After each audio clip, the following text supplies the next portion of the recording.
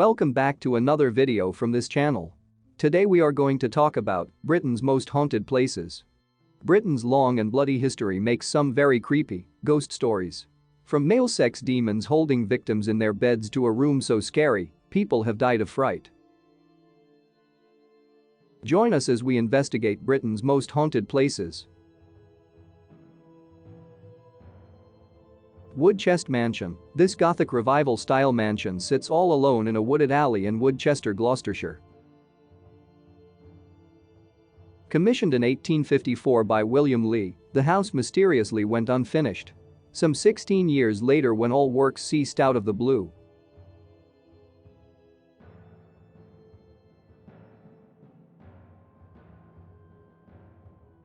Even today, Victorian tools lie exactly where they were abandoned over 150 years ago.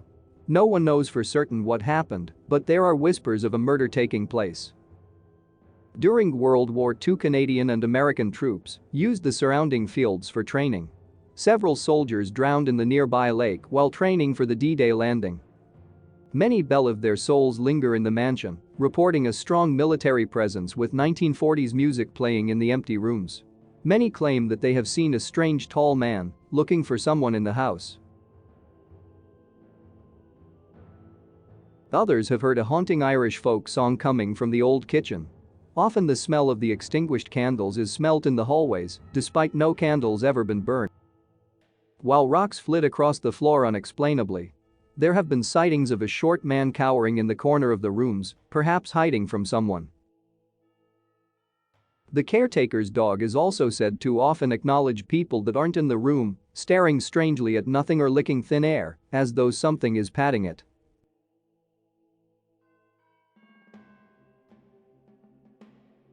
The ancient Ram Inn. The Ram Inn, in the village of Wootton, underage Gloucestershire, is believed to be one of the most haunted beings in England. But way back in 1145, on a pagan burial ground, this property is thought to be the site of child sacrificial offering.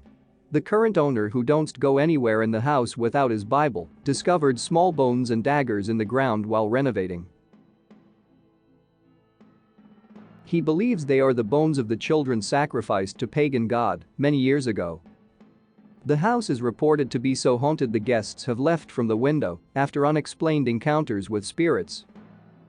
It is believed that there are up to 20 spirits that dwell in the ancient Ram Inn, including a murdered young girl named Rosie and a male sex demon that forces people down in their beds. Often guests are woken by tormented screams. Some have even reported seeing floating furniture. Knighton George Manor. It is said to be the most haunted block of land on the Isle of Wight. The now demolished Elizabethan Tudor-style mansion that once stood on this property was the home of many tragic events. Its occupants, dating back to the 12th century, believed the house cursed, and with a grand and twisted history of death, treachery, and suicide, tales of the Knights Templar assassins and children dying of smallpox. No one could be forgiven for entertaining the thought of a haunted house. All that's left of the once grand manor are two eerie gate posts and a crumbling gardener's cottage. There are reports of Tristram Dilling Tan, who took his own life after accruing a heavy gambling debt. It is said that he can be seen riding a tall black horse on the anniversary of his death on July 7, 1721. Others have seen a lady dressed all in blue, running full pace towards the gate posts. However, the most famous haunting of this property occurs on New Year's Eve, when it is said that the house reappears out of thin air with a party in full swing. The haunting calls of lords and ladies dancing in Regency as gas lighting fills the fields with an eerie glow. Many have visited the property on New Year's Eve and hope to see the ghostly mansion reappear. Some have even captured strange lights and even glowing orbs on film.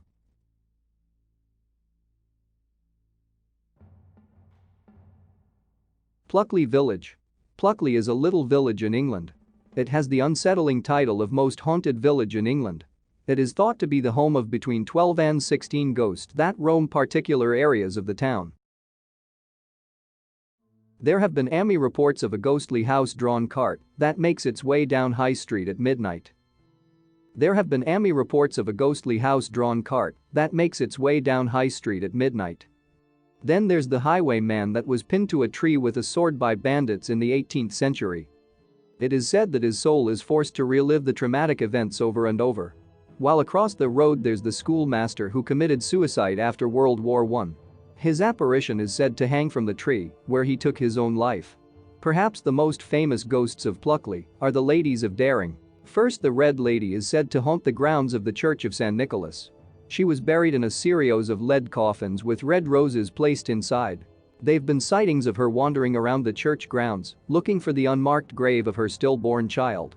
The second figure is the White Lady, said to haunt the halls of the Daring family library. One account tells of Walter Wine, and who kept guard of the library one cold Christmas Eve. When the lady in white appeared before him without response, he began to open fire with his hunting rifle. The bullets passed straight through her as she vanished into the wall that reportedly connected into a tunnel that is led to the very church that is haunted by the lady in red. 50 Berkeley Square. Located in Berkeley Square in Mayfair, London, this 4-story brick house has a twisted and dark past. Stories tell of a wretched specter that haunts the attic capable of scaring people to death. Legend says that it is a ghost of a girl committed suicide in the room after being abused by her uncle. During the 19th century, rumors spread of the haunted room, and people began laying down challenges to spend a night. At least 2 deaths were attributed to the apartment in Victorian times. In 1879, the Mayfair magazine reported the death of a maid after spending the night in the Berkeley Square attic.